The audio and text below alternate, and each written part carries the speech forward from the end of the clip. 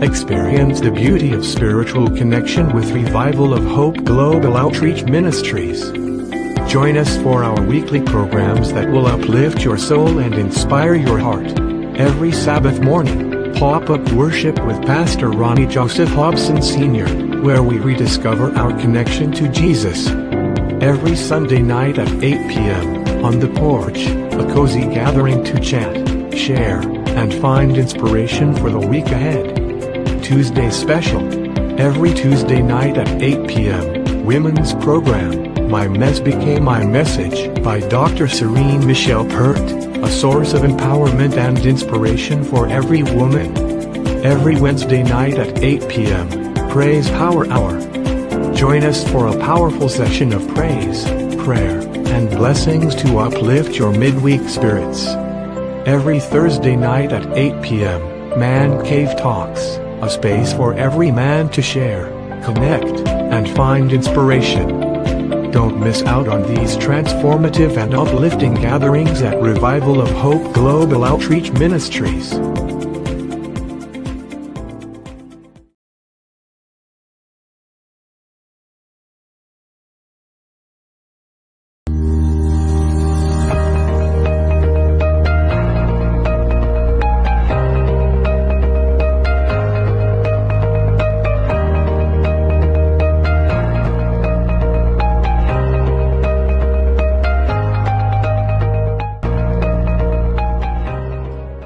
In the journey of life, we often face trials and tribulations that test our faith and resilience. But through every challenge, there is a guiding light.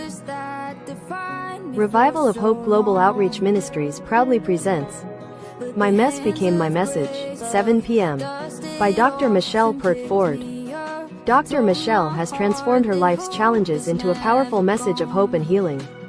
Her mission is to create a safe space for women to find freedom, healing, and self-worth.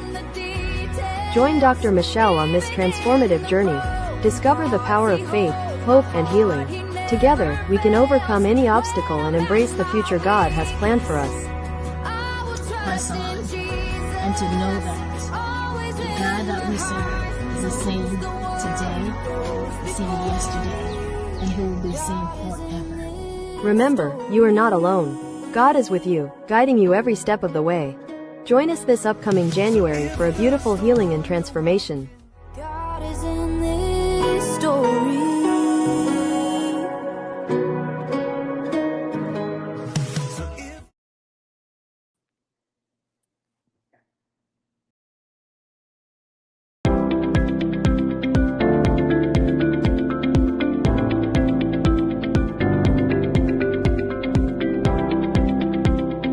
Revival of Hope Global Outreach Ministries proudly present Man Cave Talks. Join us every Thursday night at 8 p.m. for Man Cave Talks by Revival of Hope Global Outreach Ministries.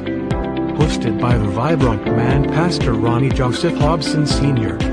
This program is a space for men to connect, chat, and strive towards becoming God's ideal man. Come, sit, talk, and enjoy meaningful conversations as we aim for personal growth and empowerment. Don't miss out on this transformative experience. Watch live broadcast FB Live at Revival of Hope Global Outreach and YouTube at Rogan. See you there.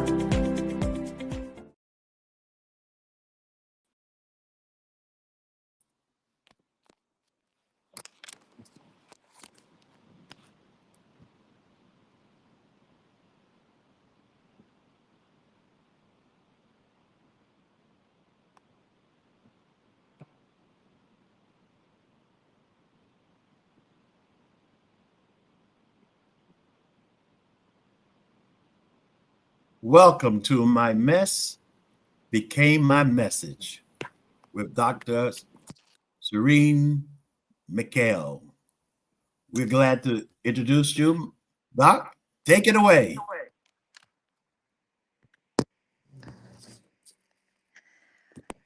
Hello, good evening.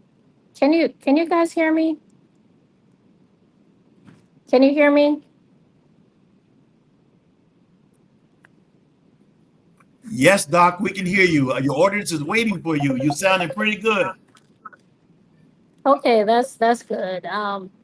Having some technical difficulties. But anyway, good evening. I just want to welcome you back to my forum. My mess became my message. Last week we explored childhood wounds and its impact on adult life, right? So we're gonna delve into how these childhood wounds transfer to adulthood. But before I do this, I just want to for you to put in the chat like which childhood wound you identify with, and and once you tell what childhood wound you identify with, then we'll go into how these can impact your adult life. So you can go ahead, put in the chat, and also on a scale of 1 to 5, I want to know how you're doing. 5 means I'm doing great, had an excellent day, and then 1 meaning, you know, it was okay. I wish I could start the day over. And for me, I would say my day was in the middle. It's a lot going on, a lot of stressful things going on. And to top it off, my daughter called me crying, saying that her guinea pig is dying. And I know you're thinking it's just a pet, but it's been a part of the family. And, it's upstairs in her room right now. And it brought me to tears because death is something that was not instituted from the beginning, but now we have to deal with it. So on a scale of 1 to 5, how are you doing today? I'm at a 3.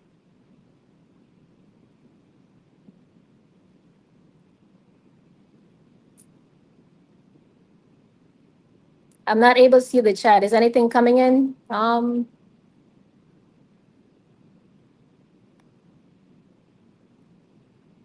Okay, so if you can go ahead and share my notes on the screen. Okay, so we're going to delve into how childhood wounds affect our adult life. And we know that we're aware that wounds are created by either a parent or a caregiver that a child trusts. So these people were put in place to protect us, but instead, harm was created in one way or another, whether it was through abandonment, through neglect, through abuse, rejection, humiliation, injustice, whatever was inflicted on us as children, then this transfers into our adulthood. So they can these are the behaviors that shape us, and in turn it impacts our relationships and our emotional well-being. And here how these wounds can manifest and their impact. Next slide, sir.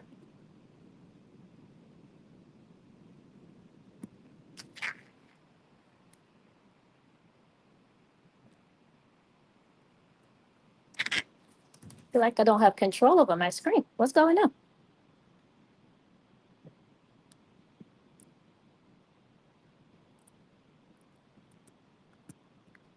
I don't have control of my screen.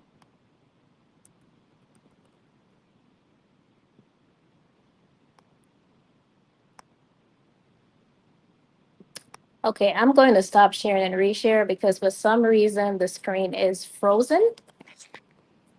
So I will reshare my screen. Please pray for me. It's been a hectic day. Okay, so maybe this will work. And like once again, I'm using 2 platforms because I'm not getting any sound from my computer. So there are 6 impacts that childhood wounds can have on our adult life. And These are in the form of psychological effects, anxiety and depression, post-traumatic post-traumatic stress. And I know sometimes we're thinking that we get that from, being in a war or um, something significant that may happen in our life.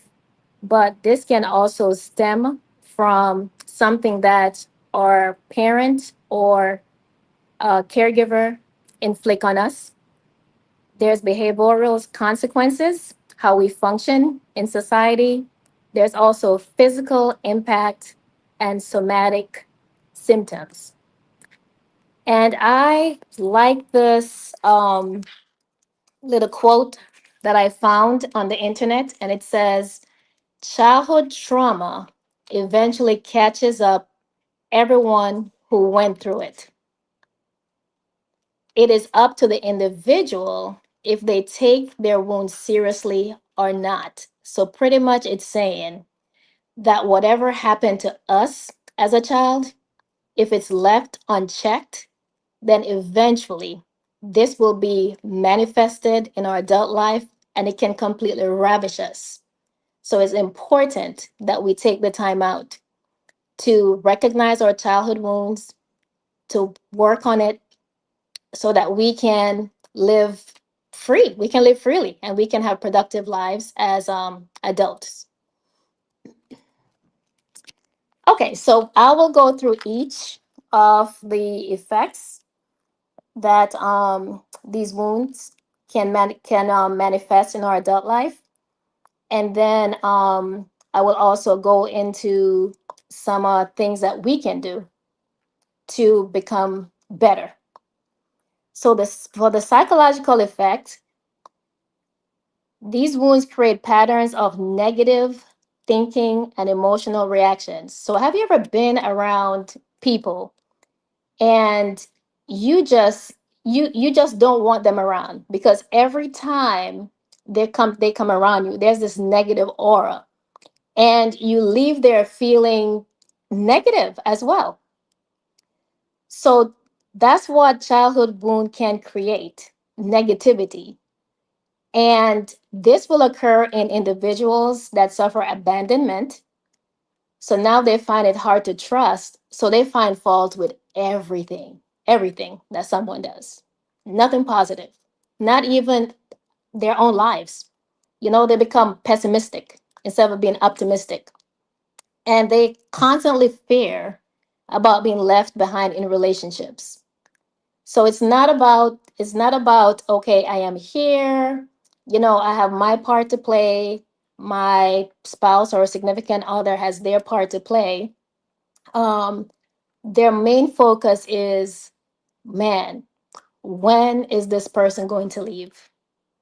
And what can I do for this person to stay? So now it become works. They're working hard so that this person does not leave. And then unhealed wounds can cause ongoing emotional distress, such as anxiety. And this is common with individuals that suffer rejection. So when the caregiver, because like I said before last week, that the individual can be in the household, but the child can feel rejected because the parent did not take the time out to spend time. So, parents, we can give our kids every single thing that they ask for. But if we don't take the time out to spend time with them, we are creating the wound rejection. And then they can also have depression, and that can result from feelings of shame or worthlessness. I'm not enough, low self worth, low self esteem. So that's what that wound inflict on these individuals. Then there's post traumatic stress, like I said before, and it not just only happen with someone that has been to war, but if the trauma is significant enough, such as betrayal or humiliation. And if you guys remember, I specifically said that those were my two childhood wounds. It was betrayal and humiliation. Betrayal, meaning that my dad, he he was unfaithful in the marriage, or with my in our family. And eventually that dismantled our family. And this was a man that I love, a man that I trust, and I felt betrayed. And then, of course, with my mom, she speaks what's on her mind wherever. It doesn't matter. And sometimes it could be very humiliating. So this may result in PTSD. And I must say that if I hadn't taken the time out to work through these things in counseling, then I probably would have been suffering from post-traumatic stress syndrome. So these may include flashbacks, hypervigilance, and intrusive memories. Okay, so behavioral consequences. This wound significantly, I'm having pop-ups all over the place. Don't know why. Okay, so this wound significantly shape various aspects of our adult life, and that influences career choices, believe it or not. So, do I want to be in a career where I feel that I'm not going to excel at, I'm not going to be seen, or do I want something that is more isolated? Because some people they prefer to work from home, and I think COVID has allowed for that for many individuals that may have this impact. But I know individuals that prefers to work from home because they do not want to be around people. They have issues when it comes to being in crowds or socializing. And this arise from childhood wound that have impacted them. And there's their emotional well-being and also their self-perception. How do I see myself? How do I see myself? Do I see myself as worthless? Do I see myself as worthy? Do I feel less than others around me? Or do I feel like, hey, I'm valuable? What I have to share is important. So how do I see myself despite what happens to me? And that is something that has to be also be taken into consideration.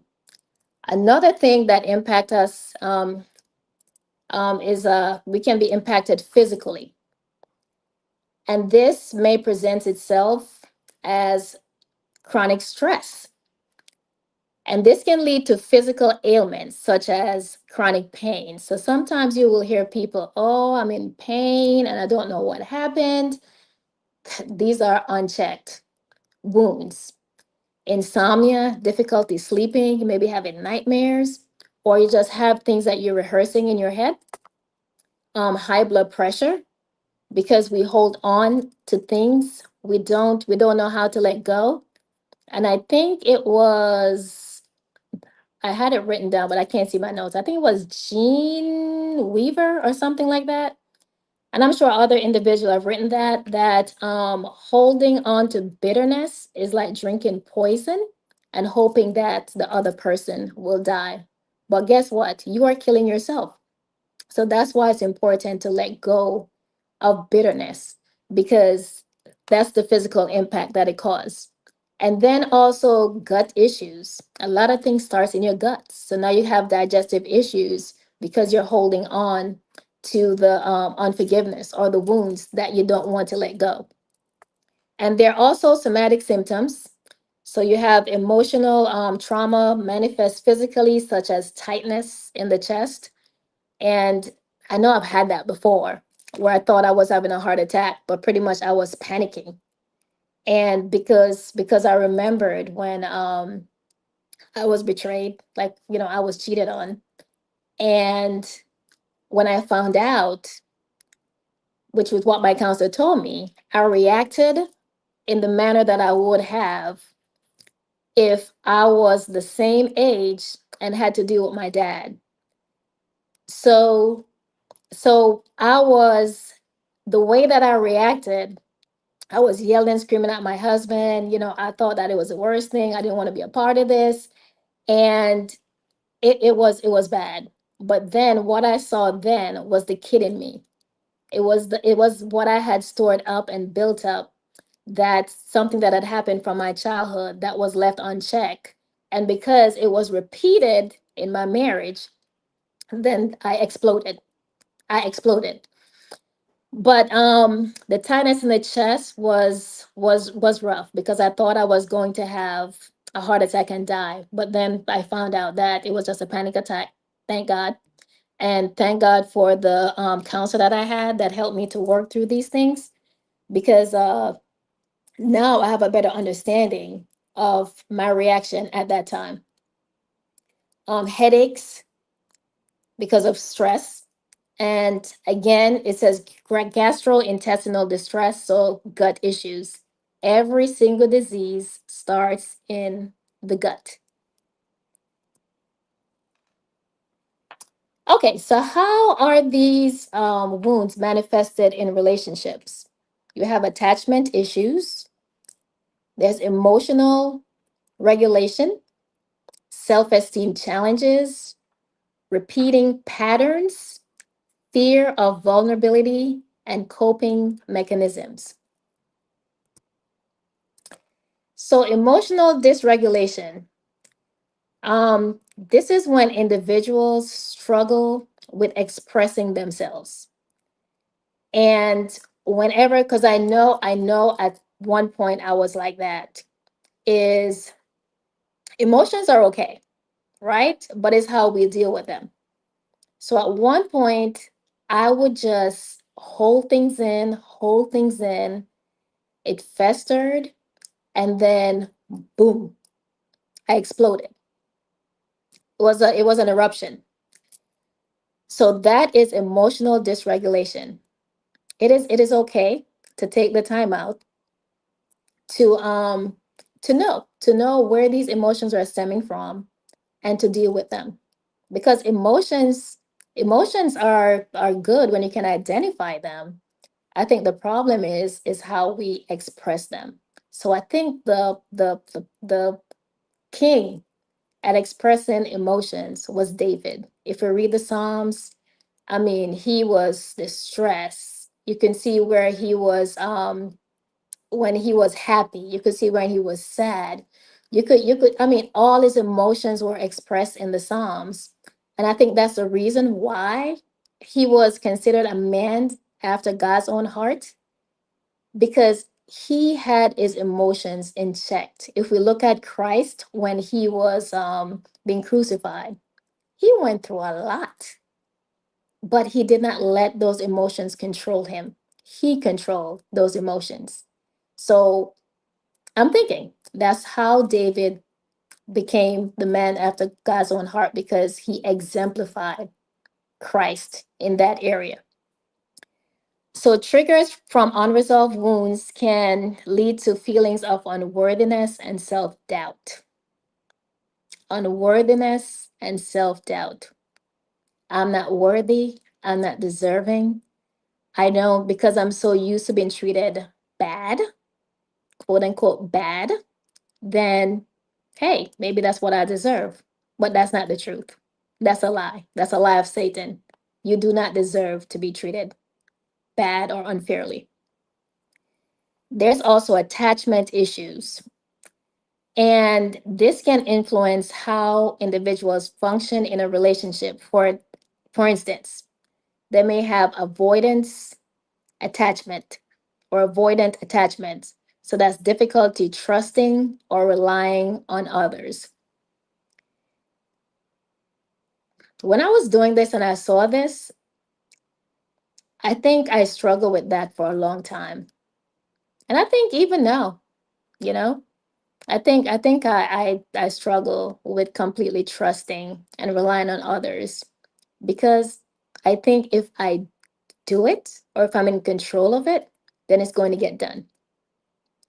So that is something that I am still trying to or will be working through in therapy, because as I was doing this research, I realized that there's some things that are still there that can be very or will be very harmful to my current relationship. So that's some things that I need to work through in therapy. And their anxious attachment, fear of abandonment, and excessive need for validation. So because you were neglected, or because you felt abandoned, or because you felt humiliated, now you need someone to tell you, oh, you're beautiful, oh, you're worthy, oh, you're this, oh, you're that. But no, you need to go into the Word of God and take those affirmations and apply it to yourself, because God tells you who you are. And if you know that you are a queen, you're a princess, you're a king, it doesn't matter what anyone else says, right? You are made in God image. You are made to represent him. He says that, you're so complex. You're not like anyone else. So you have to get into the word of God and validate yourself. Because if not, this will continue. And then low self-esteem. So early messages of inadequacy. And like I said, I have to catch myself with that one, because my daughter, I would compare her a lot to me or to someone else that's, oh yeah, this person is doing this. And because she's a quitter when it comes to, like, sports. My daughter is very talented, but she doesn't stick to anything. And a lot of times I would say, hey man, I did track, I was number one. It doesn't matter. This is her life. And I have to accept her for who she is. And like I said, when I stepped back, that's when she started excelling. So those early message of inadequacy can lead to self-criticism, perfectionism, and maybe that's the reason why I'm a perfectionist. Everything has to be done a certain way. I'm extremely organized. Things have to look and present itself a certain way. And I'm sure it is from that, because at one point I did suffer with low self-esteem. And I think it heightened after I was cheated on. And then I felt like, why would my husband that said he loved me so much would cheat on me? Maybe I'm just not good enough. Maybe I'm not pretty enough. Maybe I don't do this enough. But after working through counseling, I realized that it had nothing to do with me. So, behavioral patterns, coping mechanisms such as substance abuse, workaholicism, or overeating may develop to numb unresolved pain. Coping mechanism such as substance abuse. So, when it gets too overwhelming, these individuals may turn to alcohol, may turn to drugs, may turn to anything that will momentarily take away the feeling, but it doesn't, because it's not dealt with or left unchecked, it's only temporary. Workaholicism. So if I can work, then I can take my mind off what is supposed to be dealt with, and then that makes me feel better about myself because I'm accomplished. Overeating. So a lot of people will eat, become overweight. And then now is another issue that they're dealing with, because self-esteem has been lowered, because now I'm overweight, I don't like myself, so those things need to be checked. And I keep repeating it. It needs to be checked. And then also the behavioral patterns, conversely, some may become people pleasers or perfectionists to gain approval. So, in order for us to feel accepted, then we do everything to please others. And I was like that. And I think it's only because growing up, that was something I had to do. In order to be recognized, I had to excel. So you have to take the time out and to see, why am I doing this? Why am I trying to please someone who doesn't even care about me? Why do I feel like I have to always do to get recognized? That's a childhood wound. And then these individuals or us, because I'm sure we all have childhood wounds, we tend to repeat it. It's a vicious cycle. So if we don't get intervention, unconsciously we're recreating those traumatic experiences in adult relationships, perpetuating cycles of dysfunction. And I'm sure we're all guilty of that. We're all guilty of that. I hurt, I'm going to hurt someone. But that's not fair to yourself or fair to the other person. And then it comes again. Your physical health will be impacted. Heart disease. You see a lot of individuals, and I mean, studies have shown that people with heart disease, cancer, autoimmune disorders, digestive issues, chronic fatigue, pretty much most of these, if not all of these diseases, are because of childhood wounds are left unchecked, which leave us bitter, and those bitterness fester and poison our bodies. It's not killing the other person, it's killing us.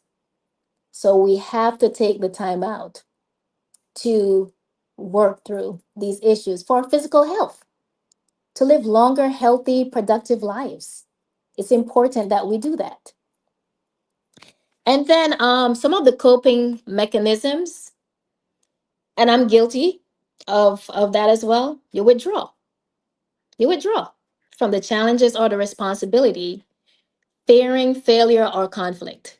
Hey, conflict, conflict are healthy if you're able to work through it, because I think conflict is what builds intimacy. But the problem is if you're not able to work through the conflict, then that's where it becomes a problem. And that's when people withdraw. And when you shut down, you're building walls, you're building barriers, and you blocking that person out. And that is not healthy. That's very unhealthy. And then substance abuse, it resurfaces again. And that is just to numb the pain. But like I said, the pain is only numb, it's not really gone. So you have to deal with those things. So, two key ways that childhood wound affect adult life. So, all that I've said, just to summarize, there are two key things that I want you to take away from this. And that is childhood trauma, neglect, or abuse can lead to difficulties forming healthy relationships. Because a lot of us, we function in relationships, but we don't have healthy relationships. So we function in relationship, but they're not healthy. Whether it's marital relationship, whether it's a friendship relationship, whether it's a mother child relationship or mother daughter relationship, father son relationship, a lot of times we function, but it is not healthy. So, for example, individuals may struggle with trust. So, even though you're married and you're in a relationship, you still have trust issues. Fear of abandonment, is this person going to leave me? Not if they're going to leave me, but when. Or become overly dependent on others. So now it becomes codependence, right? And then when you get to that stage, when you're codependent, that's when you will put up with any foolishness. So don't allow things to go unchecked, because you want to be healthy. You want your relationship to be healthy. And you want, like I said, you don't want to pass this unhealthiness from one generation to the next. So if I'm not healthy, what do you think? Do you think my children will be healthy? Absolutely not. Because I'm transferring the same wounds onto them. because I don't know any different. And then, and this stems from insecure attachment styles developed during childhood. And then, under emotional and relationship challenges, there's also self-worth and behavior patterns. So negative experiences like criticism or neglect can contribute to low self-esteem, perfectionism, or self-sabotaging behaviors. And sometimes I feel like that. Sometimes I feel like I expect certain things to happen. So before it happens, then I create those things. Like I create things that's not even there yet. So I'm sabotaging myself. You may unconsciously replay unresolved childhood dynamics and often choosing partners or environments that mirror those early wounds. And I'll say that again. Often choosing partners or environments that mirror those early wounds. And that's interesting because I know that when I was intentional about getting married, because I know at one point in my life, I did not want to get married. And that's because I felt like marriage ends in divorce because that's what I saw all around me. Therefore, I didn't want to date because if I date someone, then eventually, oh, we're going to fall in love. And then eventually, we're going to get married. So I think I went 2 years without speaking to my dad after, my parents, my mom migrated to the US. And I heard that he was in an accident and that he died. And I think that was the first time I felt what I had for him when I was a child, because I thought that I would never, ever see my dad again. I would never, ever be able to get his side of the story. And I would never, ever be able to apologize for my behavior. I prayed God spared his life, and I was able to go to Jamaica.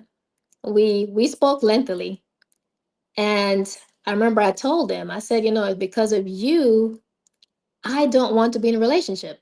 I don't want it, because I'm scared that I'm going to be hurt. And I remember he told me, I was young, I was dumb, I've made some choices, and if I could redo it all over again, I would choose my family.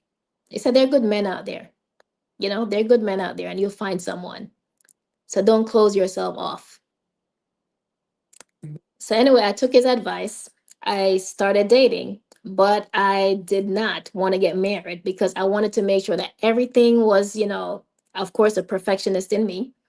I want to make sure, I finished school, got a job.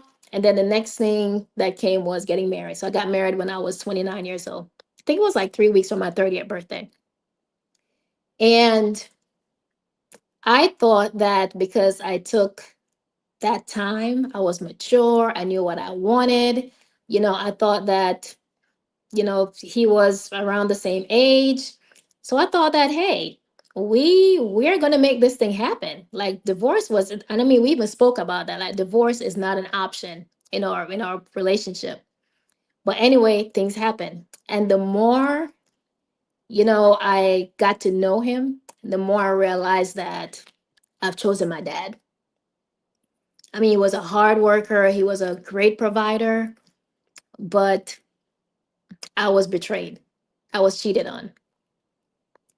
So even though I tried my hardest not to choose my dad, I still did that. And I still think that when I look at my partners, it is influence. It mirrors my environment. It mirrors it, it mirrors my environment. And I'm at the point now where I'm thinking like, okay, what do I need to change? What do I need to do? Or what could I have changed? Or what could I have done But even though I went through counseling, there, for some reason, I think that as human beings, we're searching for the half that we lost. And anything that looks and feels like that half, that's what we take. But sometimes it's not the best for us. So that's the reason why childhood wounds cannot be left unresolved. And then the second one is self worth and behavior patterns. So, negative experiences like criticism or neglect can contribute to low self esteem, perfectionism, and self sabotaging behaviors. And that is repetitive. It's always low self esteem, perfectionism, self sabotaging behaviors. And then, oh, actually, this is the same thing I said. Sorry. That's the same thing. So, recognizing the signs of childhood wounds. So, there are steps to help bring those things to life in us. And one thing that I have done is self reflection, and that's through journaling. I mean, when you take that pen to the paper and you start writing, then it's like your story, your life comes to life, it comes alive. So journaling and self-inquiry can help identify unhealed wounds. It helps you to see the things that you're struggling with. And it's common patterns such as difficulty maintaining relationships. Sometimes I have to ask myself, like, well, what's going on with me? Like, why can't, you know, because I was married more than once. I was divorced more than once. And I'm like, why can't I maintain relationship? What's going on with me? Something wrong with me? You know, chronic anxiety, you have low self-worth, often signal deeper unresolved trauma. So those things come alive like when you're journaling, self-reflection.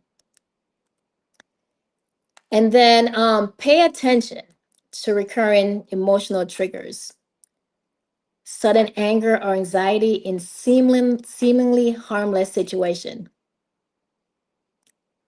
And that's why it's important to have your emotions in check.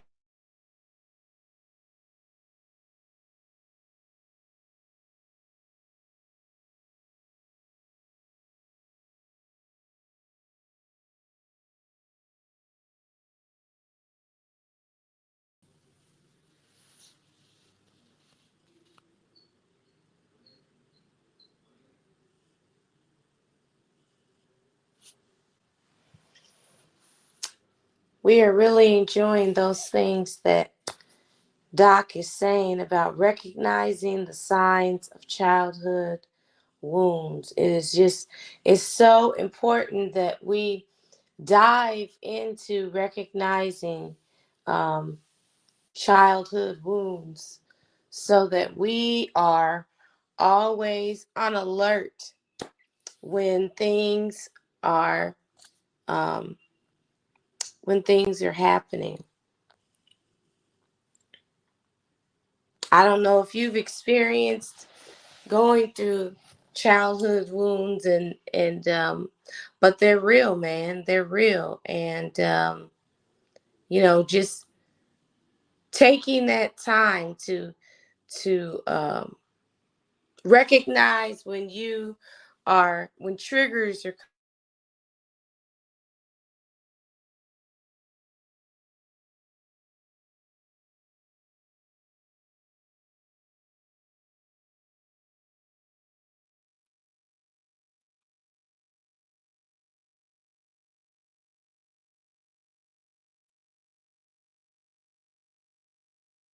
Sorry, we have lost our feed.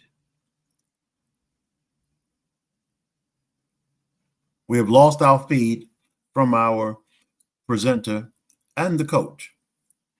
Thank you for coming on this afternoon. We'll see if they come back on, but sometimes the internet, as best as we try, sometimes it doesn't work for us. So I will see wait a few minutes if they come back. And if not, we will say goodbye to you In the meantime, while we wait, just want to remind you of some of our programming that we have. I hope that you will attend some of our programming here.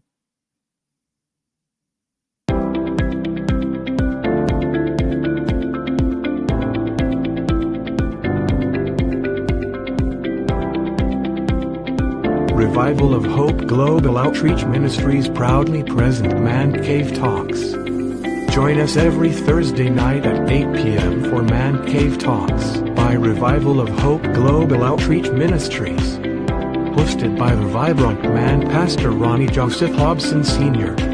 This program is a space for men to connect, chat, and strive towards becoming God's ideal man. Come, sit, talk, and enjoy meaningful conversations as we aim for personal growth and empowerment. Don't miss out on this transformative experience.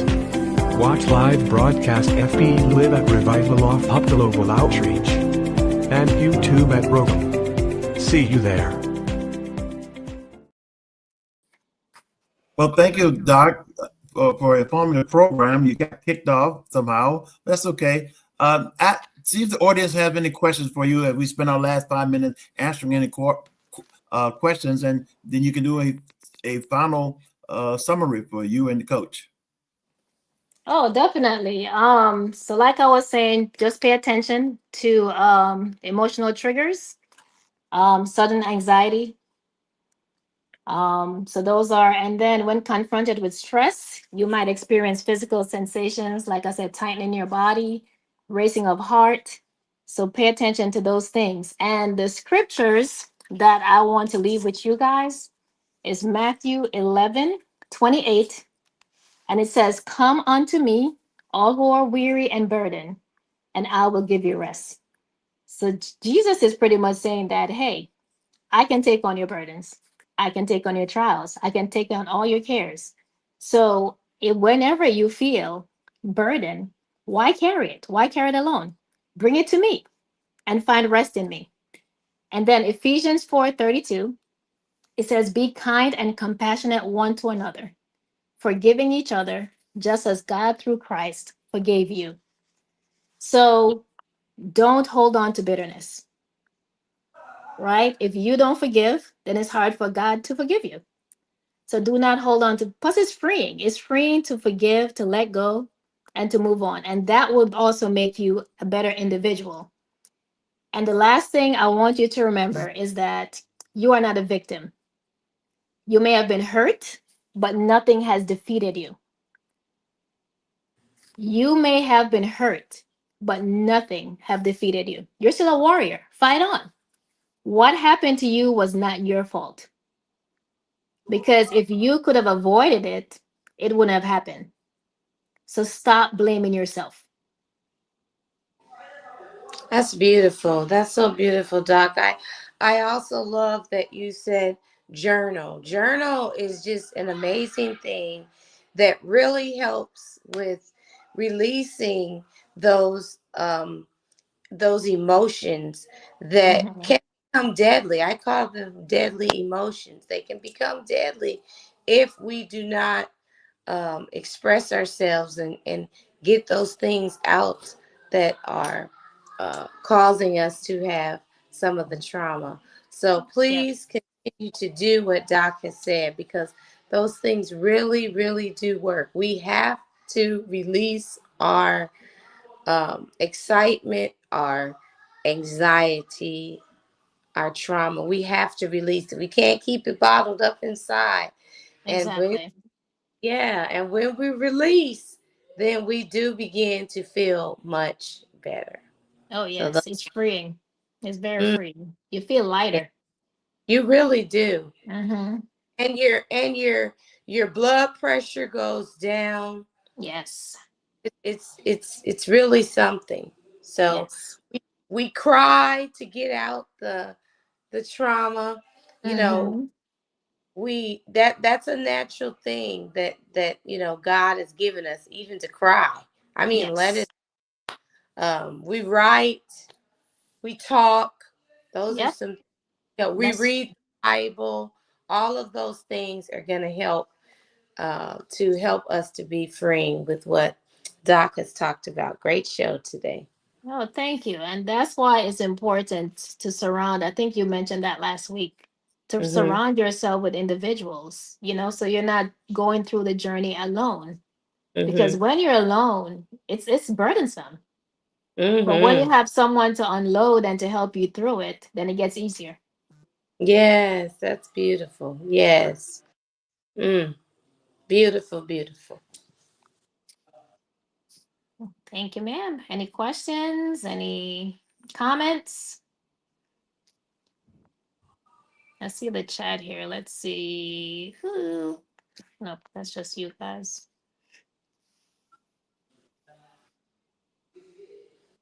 I'm just wondering if there's anyone out there as we're trying to encourage you to chat. I mean, please chat because Yes.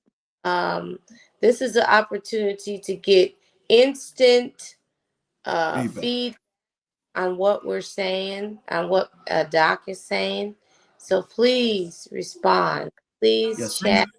Send your chats in and we'll respond on next week. But we're going to close out our program for today. Thank you for coming, everybody. Give everybody, if you're in the chat, just give a shout out to the doc.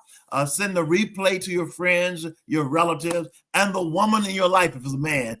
And I am sure, my friends, that this is going to be something that you want to come in week after week after week. That's 7 p.m. every Thursday. Goodbye, everybody. Thank you, Doc. Thank you, Coach, for coming in. Goodbye. You're welcome. Take care, guys. Love y'all. Look at that. Thank you very much. You are my savior and the spiritual touch. Praise you, praise your holy name. Since you touch our lives, we'll never